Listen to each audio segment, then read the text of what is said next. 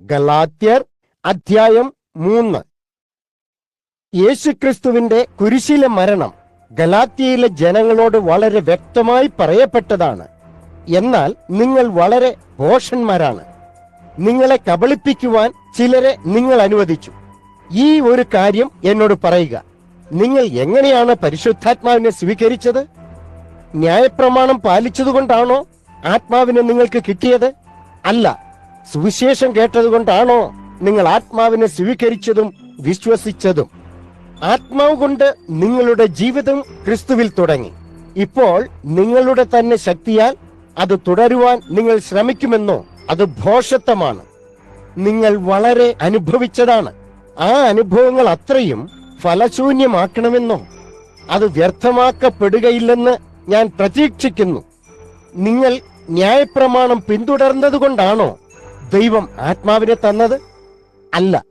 നിങ്ങൾ ന്യായപ്രമാണം പിന്തുടർന്നതുകൊണ്ടാണോ ദൈവം നിങ്ങളുടെ ഇടയിൽ അത്ഭുതങ്ങൾ പ്രവർത്തിച്ചത്? അല്ല. നിങ്ങൾ സുവിശേഷം കേട്ട് വിശ്വസിച്ചതുകൊണ്ട് ദൈവം അവന്റെ ആത്മാവിനെ നിങ്ങൾക്ക് തരികയും അത്ഭുതങ്ങൾ പ്രവർത്തിക്കുകയും ചെയ്തു. അതേ കാര്യങ്ങളാണ് അബ്രഹാമിനെ കുറിച്ച് തിരുവെഴുത്തുകളിൽ പറയുന്നത്. അബ്രഹാം ദൈവത്തെ വിശ്വസിച്ചു. ദൈവം അബ്രഹാമിന്റെ വിശ്വാസത്തെ സ്വീകരിച്ചു. അത് അബ്രഹാമിനെ ദൈവം മുമ്പാകെ നീതീകരിച്ചു. അതിനാൽ വിശ്വാസമുള്ള ആൾക്കാരാണ് അബ്രഹാമിന്റെ യഥാർത്ഥ മക്കൾ. ഈ സംഭവിക്കുന്നത് എന്താണെന്ന് തിരുവെഴുത്തുകൾ പറയുന്നു. ദൈവം ജാതികളെ അവരുടെ വിശ്വാസം വഴി നീതീകരിക്കും എന്ന് തിരുവെഴുത്ത് പറയുന്നു. ഈ സുവിശേഷം തിരുവെഴുത്തുകൾ പറയുന്നത് പോലെ അബ്രഹാമിനോട് നേരത്തെ പറഞ്ഞിരുന്നു, അബ്രഹാമേ, ഭൂമിയിലെ എല്ലാ ജനതയെയും അനുഗ്രഹിക്കാൻ ദൈവം നിന്നെ ഉപയോഗിക്കും. അബ്രഹാം അത് വിശ്വസിച്ചു. അബ്രഹാം വിശ്വസിച്ചതുകൊണ്ട് അനുഗ്രഹീതനായി. അത് തന്നെയാണ് ഇന്നും. വിശ്വസിക്കുന്ന എല്ലാവരും അബ്രഹാം അനുഗ്രഹിക്കപ്പെട്ടതുപോലെ അനുഗ്രഹീതരാകും. എന്നാൽ ദൈവം മുമ്പാകെ നീതീകരിക്കപ്പെടുന്നതിന് ന്യായപ്രമാണം പിന്തുടരുന്നവർ ഒരു ശാപത്തിന് കീഴിലാണ്. എന്തുകൊണ്ടെന്നാൽ തിരുവെഴുത്തുകൾ പറയുന്നു, ന്യായപ്രമാണത്തിൽ എഴുതപ്പെട്ടിരിക്കുന്ന കാര്യങ്ങൾ എല്ലാം ഒരു വ്യക്തി ചെയ്യണം.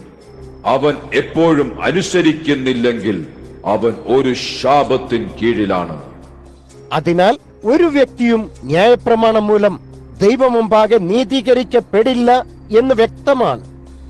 വിശ്വാസം കൊണ്ട് ദൈവസമക്ഷം നീതീകരിക്കപ്പെട്ടവൻ നിത്യം ജീവിക്കും എന്ന് തിരുവെഴുത്തുകൾ പറയുന്നു. ന്യായപ്രമാണവും വിശ്വാസവും ഒന്നല്ല. അത് മറ്റൊരു പാതയാണ് ഉപയോഗപ്പെടുത്തുന്നത്.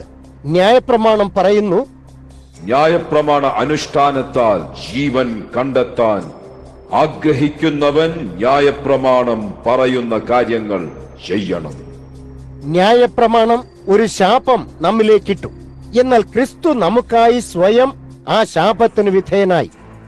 അതിനാൽ അവൻ ആ ശാപം നമ്മിൽ നിന്നും എടുത്തു മാറ്റി. ഒരുവന്റെ ശരീരം മരത്തിൽ തൂക്കിയിട്ടിരിക്കുന്നെങ്കിൽ ആ വ്യക്തി ഒരു ശാപത്തിന് കീഴിലാണ് എന്ന് തിരുവെഴുത്തിൽ എഴുതപ്പെട്ടിരിക്കുന്നു. ദൈവം അബ്രഹാമിന് വാക്കു കൊടുത്തതുപോലെ ദൈവാനുഗ്രഹം കിട്ടത്തക്ക വിധം ക്രിസ്തു എല്ലാം ചെയ്തു. അനുഗ്രഹം ക്രിസ്തു വഴിയാണ് വരുന്നത്. ക്രിസ്തു നമുക്ക് വേണ്ടി മരിച്ചതിനാൽ ദൈവം വാഗ്ദാനം ചെയ്ത പരിശുദ്ധാത്മാവിനെ നമുക്ക് കിട്ടി. വിശ്വസിക്കുന്നത് വഴി ഈ വാഗ്ദാനം നമുക്ക് ലഭിക്കുന്നു. സഹോദരീ സഹോദരന്മാരെ, ഈ ഒരു ഉദാഹരണം നൽകുവാൻ എന്നെ അനുവദിക്കുക. ഒരുവൻ മറ്റൊരുവനുമായി നടത്തുന്ന നിയമത്തെക്കുറിച്ച് വിചാരിക്കുക. ആ നിയമം ഔദ്യോഗികമായി അംഗീകരിച്ച ശേഷം യാതൊരുവനും ആ നിയമത്തിൽ എന്തെങ്കിലും കൂട്ടിച്ചേർക്കാൻ സാധ്യമല്ല. ദൈവം അബ്രഹാമിനോടും അവന്റെ സന്തതിയോടും വാഗ്ദാനം ചെയ്തു. നിന്റെ സന്തതികളോടും എന്ന് ദൈവം പറഞ്ഞില്ല. അത് അനേകം പേരെ അർത്ഥമാക്കും. എന്നാൽ ദൈവം പറഞ്ഞത് എന്തെന്നാൽ നിന്റെ സന്തതിയോടും എന്നാണ്. ഇത് ഒരു വ്യക്തി എന്നാണ് അർത്ഥമാക്കുന്നത്. അത് ക്രിസ്തുവാണ്. ഇതാണ് ഞാൻ അർത്ഥമാക്കുന്നത്. ന്യായപ്രമാണം പ്രയോഗത്തിൽ കൊണ്ടുവരുന്നതിന് വളരെ മുമ്പേ ദൈവം അബ്രഹാമിന് വാഗ്ദാനം നൽകി. 430 വർഷങ്ങൾക്ക് ശേഷമാണ് ന്യായപ്രമാണം വന്നത്. അതിനാൽ ന്യായപ്രമാണത്തിന് ദൈവം അബ്രഹാമിന് നൽകിയ വാഗ്ദാനം ലംഘിക്കുവാനോ നിയമം റദ്ദു ചെയ്യാനോ സാധ്യമല്ല. ദൈവം വാഗ്ദാനം ചെയ്ത കാര്യങ്ങൾ ന്യായപ്രമാണം പിന്തുടരുക വഴി നേടാൻ കഴിയുമോ? ഇല്ല. ന്യായപ്രമാണ അനുസരണത്താൽ അക്കാര്യങ്ങൾ നമുക്ക് ലഭിക്കുമെങ്കിൽ ദൈവത്തിന്റെ വാഗ്ദാനം അത് നമുക്ക് തരില്ല. എന്നാൽ ദൈവം അബ്രഹാമിന് കൊടുത്ത വാഗ്ദാനത്തിലൂടെ തന്റെ അനുഗ്രഹങ്ങൾ തടസ്സമേതുമില്ലാതെ ദയാപൂർവം കൊടുത്തു. അപ്പോൾ എന്തിനു വേണ്ടിയാണ് ന്യായപ്രമാണം? ജനങ്ങൾ ചെയ്യുന്ന ദുഷ്കർമ്മങ്ങൾ വെളിവാക്കുവാനാണ് ന്യായപ്രമാണം. അബ്രഹാമിന്റെ പ്രത്യേക പിന്തുടർച്ച അവകാശി വന്നതുവരെ ന്യായപ്രമാണം തുടർന്നു. ഈ പിന്തുടർച്ചാവകാശിയെ പറ്റിയാണ് ദൈവത്തിന്റെ വാഗ്ദാനം. ദൂതന്മാർ വഴിയാണ് ന്യായപ്രമാണം നൽകപ്പെട്ടത്.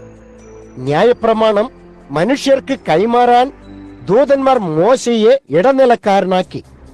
എന്നാൽ ദൈവം ഒരുവനേ ഉള്ളൂ എന്നതുകൊണ്ടും ഒരു ഭാഗമേ ഉള്ളതെന്ന് വരുമ്പോഴും ഒരു ഇടനിലക്കാരന്റെ ആവശ്യമില്ല.